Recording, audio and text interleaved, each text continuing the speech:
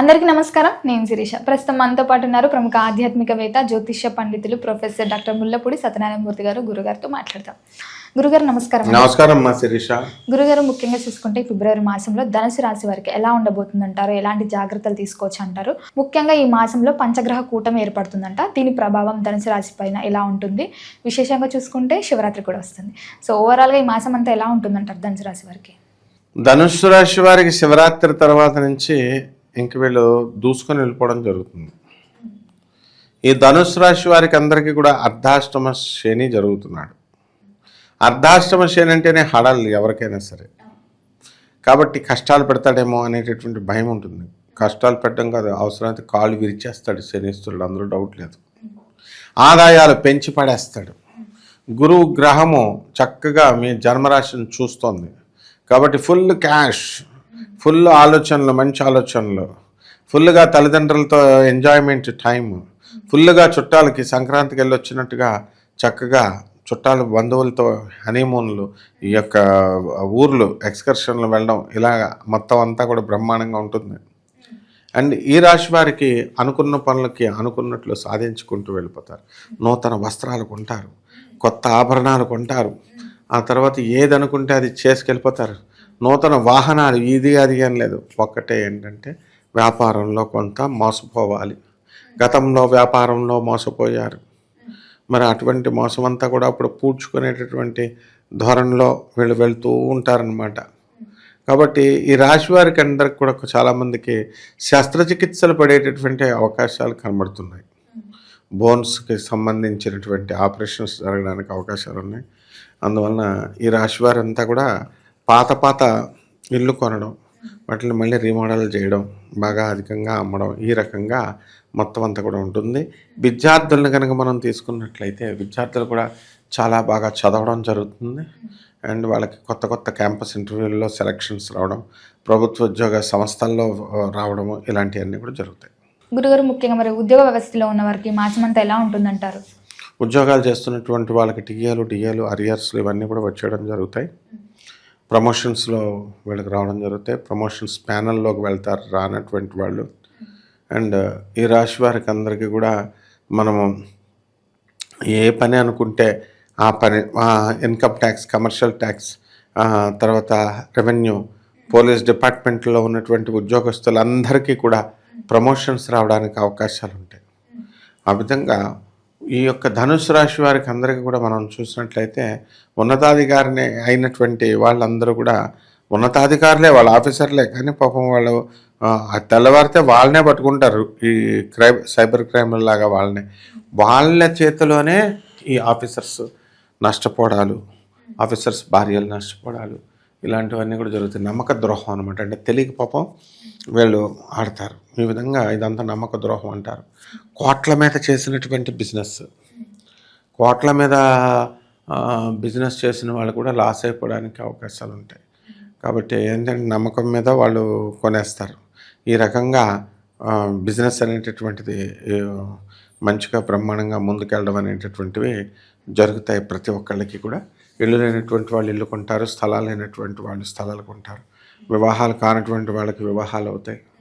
ఈ రకంగా బ్రహ్మాండంగా ఉంటుందమ్మా. సంతాన యోగం ఉందంటారా? మరి సంతానం దగ్గరికి వచ్చేసరికి సంతానము ఉంది. ఎవరికైతే సంతానం లేదో అటువంటి వాళ్ళకి సంతానం కలగడానికి అవకాశాలు ఉన్నాయి. కళాకారులకి, సినీ రంగంలో ఉన్నవారికి, రాజకీయ రంగంలో ఉన్నవారికి ఎలా ఉంటుందంటారు? సినీ, సంగీత, సాహిత్య రంగాలలో ఉన్నటువంటి వాళ్ళందరికీ కూడా సన్మానాలే. అడ్వైజర్ పోస్టులు కూడా రావడానికి అవకాశాలు ఉన్నాయి. మంత్రి సత్యనారాయణ రాజుకి రాలేదా, లేకపోతే గరికపాటి నరసింహారావు గారికి, చాగంటి గారికి రాలేదా? ఆ విధంగా. సో ఈ పెద్ద విషయాలు కాదు అవన్నీ కూడా. కాబట్టి ఈ రంగంలో ఉన్నటువంటి వాళ్ళందరూ కూడా, ఈ రాశిలో ఉన్నటువంటి వాళ్ళ అందరూ కూడా వీళ్ళకి ఈ యొక్క అవార్డ్స్, రివార్డ్స్ రావడానికి అవకాశాలు ఉన్నాయి. ప్రమోషన్స్ కూడా.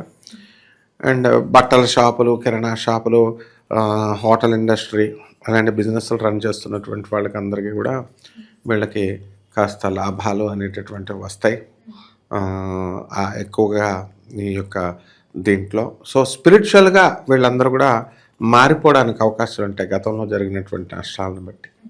గురుగారు, ముఖ్యంగా చూసుకుంటే మరి ఆరోగ్యపరంగా, ఆర్థిక పరంగా ఎలా ఉంటుందంటారు? ఆర్థిక పరంగా బాగుంటుంది, జీతభత్యాలు పెరుగుతాయి, ఖర్చులు అనేటటువంటివి ఉంటాయి, సంసారం ఖర్చులు ఇవన్నీ కూడా. పరువు ప్రతిష్టలతో బాగానే ఉంటారు, సామాజికంగా బాగానే ఉంటారు. అయితే ఆర్థికంగా ఎదుగుదల అనేటటువంటిది స్లోగా అవ్వడం అనేటటువంటివి జరుగుతాయి.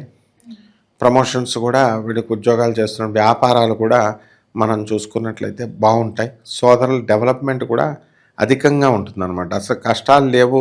ఒకటే ఏంటంటే, అరే నమ్మక ద్రోహంతో అయిపోయామని బాధపడతారు. కారణం అది చాలామంది, అది స్వయంకృత అపరాధాలు అస్తమానం జరగవది గ్రహస్థితి కాబట్టి జాగ్రత్తగా వదిలిపడేసేయాల. భాగ్యంలో ఉన్నటువంటి కేతుగ్రహ ప్రభావం వలన వీళ్ళకి విదేశాలకు సంబంధించినటువంటి వ్యాపారాలు, కమర్షియల్ ట్యాక్స్ ఇవన్నీ కూడా ఎగ్జంప్షన్స్తో చక్కటి వ్యాపారాలు మీరు చేసుకోవచ్చు అనమాట. So commercial tax, income tax డిపార్ట్మెంట్లో పనిచేస్తున్నటువంటి ఉద్యోగస్తులకు కూడా వీళ్ళు చక్కగా పని చేసుకోవచ్చు. వీళ్ళంతా కూడా మంచి లాభాల బాటలోకి వెళ్ళడానికి అవకాశాలు ఎక్కువగా కనబడుతున్నాయి. గురుగారు, ముఖ్యంగా ఎవరైతే గత నెలల నుంచి ఈ నరఘోష, నరపీడ అని చెప్పి శత్రువుల నుంచి భయపడుతూ ఉంటారు కదా, మరి ఈ మాసంలో వీరికి ఎలా ఉంటుందంటారు? ఈ మాసంలో శత్రుపీడ అనేటటువంటిది కొంచెం తగ్గడానికి అవకాశాలు ఉన్నాయి. నరఘోష, నరపీడ ఇవన్నీ కూడా. కాబట్టి దీనికి తగినటువంటి జాగ్రత్తలు చేసుకోవాలి వీళ్ళు. బూడిద గుమ్మడికాయతో ఇలా కట్ చేసి దానికి నిండా నూనె పోసి దానికి అఖండ దీపం పెట్టి ఆగ్నేయ దిశలో పెట్టాలా, లేదా మహాకాళి అమ్మవారి ముందు కనుక తూర్పు దగ్గర పెట్టుకుంటామండి, మా పూజా మందిరంలో పెట్టుకుంటూ ఉంటే అక్కడే పెట్టాలా. అక్కడే పెట్టి కూష్మాండ దీపం అంటాం దాన్ని. ఈ రకంగా అమ్మవారి మహాకాళి అమ్మవారికి కనుక చేసుకున్నట్లయితే బ్రహ్మాండంగా ఈ రాశి వారికి అందరికీ కూడా చక్కగా ఉంటుంది. రావి చెట్టు చుట్టూ ప్రదక్షిణాలు చేసుకోవాలి, మేడి చెట్టు చుట్టూ ప్రదక్షిణాలు చేసుకోవాలి. 108 సింపుల్ రెమెడీస్ చెప్తున్నాను, డబ్బులు ఖర్చు అవ్వకుండా. ఇలా చేసుకోవడం ద్వారా చాలా బ్రహ్మాండంగా పరిపూర్ణమైన ఫలితాలు వస్తాయి మనకి. గురుగారు, ఎవరైతే ఈ ధనుసు రాశిలో ఉన్న ప్రేమికులు ఉన్నారో వారికి మాసం ఎలా ఉంటుందంటారు? ఈ మాసం ప్రేమికులందరూ కూడా బాగానే ఉంటుంది. బ్రహ్మాండంగా కబుర్లు చెప్పుకుంటారు ఫోన్లలో. అలాగే తర్వాత ఎలూప్మెంట్, వీళ్ళు లేచి వెళ్ళిపోయి పెళ్ళిళ్ళు చేసుకోవడానికి కూడా అవకాశాలు ఉన్నాయి. వెళ్ళిపోయేటప్పుడు వాళ్ళ తల్లిదండ్రులకు చెప్పి, పోలీసులకు చెప్పి వెళ్ళిపోతే బాగుంటుంది అనమాట. వెళ్ళి చేసుకుంటే ఎలాగో తప్పదు, డెసిషన్కి వచ్చేసారు. ప్రేమ వివాహాలు చేసుకోవడంలో ధనుసు రాశి వారు చాలా సూపర్ ఫాస్ట్. ఎవ్వరు అయిపోయిన తర్వాత అయిపోయిందా అని మనం అనుకోవాలన్నమాట, అంత సీక్రెట్గా మెయింటైన్ చేస్తారు. అకస్మాత్తుగా ధనలాభం జరిగే ఛాన్సెస్ ఉన్నాయంటారా? ధనుసు రాశి వారికి తగిలేదే అది. వాళ్ళు వెతికేదే ఆకస్మిక ధనలాభం కోసం. ఇప్పుడు వాళ్ళంతా కూడా మన యొక్క శ్రీకృష్ణ పరమాత్మ పుట్టినటువంటి ద్వారకా నగరంలో భూమి ఉంది కదా, బృందావనం, ఆ భూమి ఎతకడంలో నిమగ్నం అయిపోయారు ఇప్పుడు వీళ్ళందరూ కూడా. అంటే ఎక్కువ డబ్బులు సముద్రంలోకి వెళ్ళి మనకి కృష్ణుడి ద్వారక ఎక్కడ అని అంత అద్భుతంగా వీళ్ళు ధనం సంపాదిస్తారు. ఆకస్మికంగా వీళ్ళకి ధనం రావడానికి అవకాశాలు ఉన్నాయమ్మా. గురుగారు, ముఖ్యంగా ఈ రోజులలో దూర ప్రయాణాలు చేయాలంటే చాలా మంది భయపడుతున్నారు.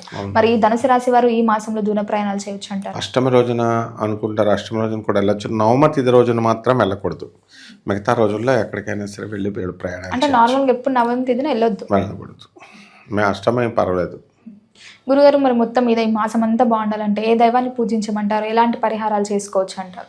ఈ మాసమంతా పూజించాలంటే పూజ చేసుకోవడానికి శివుడిని చేసుకోవాలి. బం బం బాబా, అదే బాబానాం కేవలం. ఆ మంత్ర జపం చేసుకోవడము, పేదవారికి, సాధువులకి, అనాథలకి, వీళ్ళ సద్గురువులకి, వీళ్ళందరికీ భిక్ష పెట్టడము. అదేవిధంగా దిగంబర శ్రీపాద వల్లభ దిగంబర అంటూ ఆ దత్తాత్రేయ స్వామి వారికి గణగాపురం వెళ్ళి దర్శనం చేసుకోవడం, పూజ చేసుకోవడం. ఆ తర్వాత అక్కడే అష్టతీర్థాలు ఉంటాయి, అవసరమైతే అష్టతీర్థాల్లో స్నానం చేయడం ద్వారా బ్రహ్మాండంగా వెళ్ళే యొక్క కష్టాలన్నీ పోతాయమ్మా. గురుగారు, మొత్తం మీద ఫిబ్రవరి మాసంలో ధనుసు రాశి వారికి ఎలా ఉండబోతుంది, ఎలాంటి జాగ్రత్తలు తీసుకోవాలో తెలియజేసినందుకు ధన్యవాదాలు. ధన్యవాదాలమ్మా.